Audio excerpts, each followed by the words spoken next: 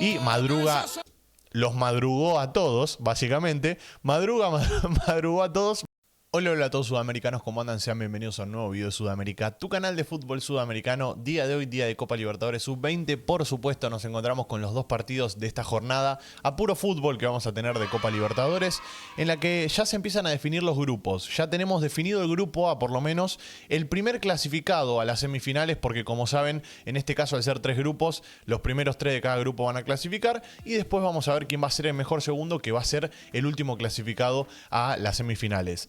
En este caso, ¿quién es el primer clasificado? Bueno, el campeón reinante, el campeón que va a defender el título, que lo va a defender con uñas y dientes y que va a ir hasta la última fecha si es posible, y si obviamente todo sale como Peñarol viene jugando, va a ir hasta la última fecha para poder defender el título y poder quizás ser bicampeón de la Copa Libertadores Sub-20.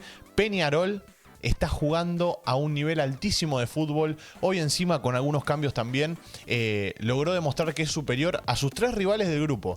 A sus 3 rivales del grupo los pasó ampliamente por arriba, a pesar de que alguno pueda hacer un resultado más corto, más largo. A los 3 les ganó futbolísticamente hablando. Les ganó bien, les ganó con un buen nivel de fútbol. Como les dije, hay grandes futbolistas en este equipo, lo venimos siguiendo ya hace mucho tiempo. Correa es uno de ellos. Después también tenemos al 9, Agustín Rodríguez Piendivene, que hoy fue uno de los titulares en este caso, y los que estuvieron en el banco de suplentes, que son los que venían jugando espectacular, que son de Armas, uno de ellos, de Ritis también, que fue el capitán en los últimos, en los primeros 2 partidos, y después Nongoy, que es otro de los que la rompe toda. Bueno, entraron en el segundo tiempo, como bien les dije, un Peñarol con suplentes, le ganó a O'Higgins por 2-1. Le ganó muy bien, le ganó excelente. Y también quiero hacer un párrafo aparte para el técnico, Luciano Barbosa de Jesús, que para mí es el que está llevando muy bien a estos chicos. Y yo me pregunto, ¿estos chicos bajan del avión en Uruguay? Y yo los tiro a la primera. O sea, yo entiendo que hay que llevarlos de a poco, hay que ir acompañándolos y no quemarlos de una en la cancha. Yo eso lo entiendo perfectamente. Pero estos chicos van a dejar la vida por los colores de Peñarol. Sépanlo, en cada partido lo hacen. Bueno, para mí en primera división va a ser el doble. Y después se puede ganar o perder, pero van a dejar la vida. Eso es importantísimo.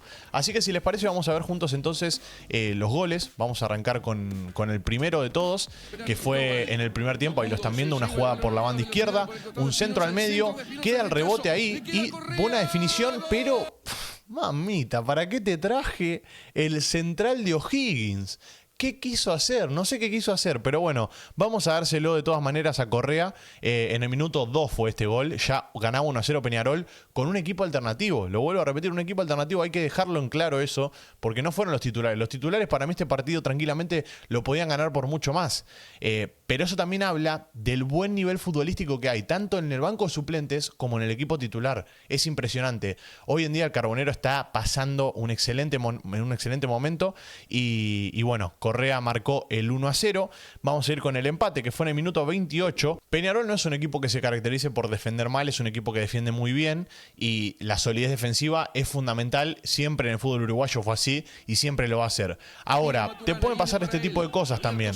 Encima es un equipo que no está acostumbrado a jugar quizás en grupo, o sea, no es un equipo que esté acostumbrado a jugar los 11 que jugaron hoy. Creo yo que nunca jugaron los 11 juntos en una cancha.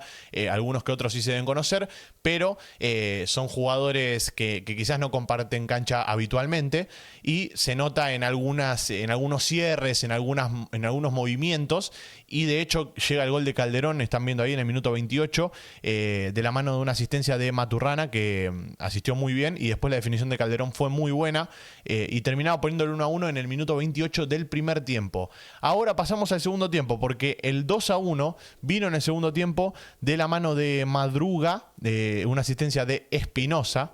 Lo tengo anotado ahí porque si no me los olvido. Son chicos que sepan que no venían jugando habitualmente. Y bueno, en este caso gol de Madruga, asistencia de Espinosa. Vamos a ver el centro de Espinosa, si no me equivoco. Sí, centro de Espinosa. Y Madruga los madrugó a todos, básicamente. Madrugó a todos, madrugó más que nadie. Y en el primer palo metió un testazo, un cabezazo hermoso al primer palo y un golazo para mí de Peñarol. 2-1, se quedó con el partido, se quedó con los 3 puntos. Puntaje ideal, sigue invicto, ganó los 3 partidos. Es fundamental esto, lo vuelvo a repetir, ganar los 9 puntos, superar a tu rival de la manera que lo hizo Peñarol. Y encima recibiendo muy pocos goles, porque hizo 11 goles y recibió 3 goles nada más en estos 3 partidos. Y pasó, como les dije, ampliamente a Caracas, pasó ampliamente a Alianza Lima y pasó ampliamente a O'Higgins. Y ahora veremos quién le va a tocar en la fase final, porque hasta el momento los que pueden llegar a pasar, que para mí son los que van a pasar, Independiente del Valle en el grupo B para mí va a pasar primero.